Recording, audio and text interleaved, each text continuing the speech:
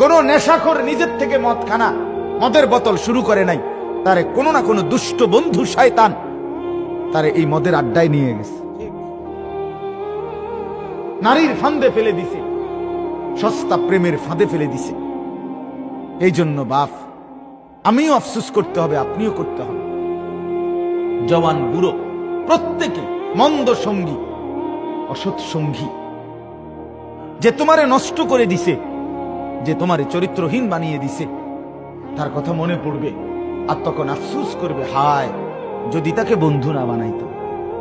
আহা তুই কি করলি আমার, আহা তুই কি করলি। মাদক দ্রব্য খাচ্ছে মুসলিমরাই, সে জানে না একবার মাদক দ্রব্য সেবন করলে 40 দিন নামাজ কবুল হয় না।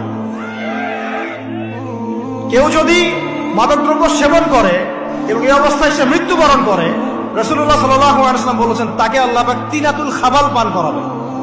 সাহাবীরা জিজ্ঞাসা করছেন, তিনাতুল খাবাল কি ইয়া রাসূলুল্লাহ?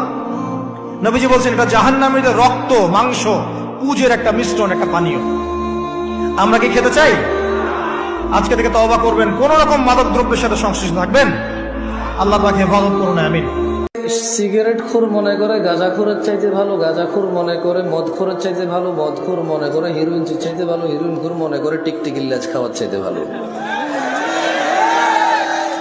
আমার মতো জামশেদ মজুমদার হুজুর মনে করে দাড়ি টুপি রাখা সব চাইতে ভালো কাজ, কিন্তু মানুষের সাথে দুর্ব্যবহার করা খারাপ কাজ না।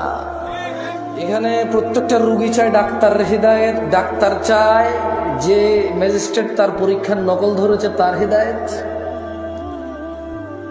হুজুর চায় মাহফিল কমিটির হিদায়েত, কারণ টাকা কম দিছে।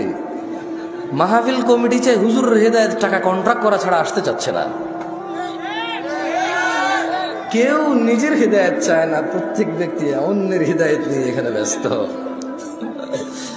এখানে যারা সিগারেট খান ছাড়তে পারেন না, আমি আপনাদেরকে একটা কথা বলবো, মাথায়টা বসান।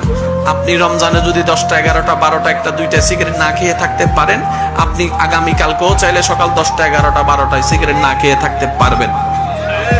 কারণ আপনি যদি না পারার হতো, রমজানও পারতেন না। আপনি যেহেতু রমজানে পেরে দেখিয়েছেন, একটু চেষ্টা করলে আপনি 11 মাসও পারবেন।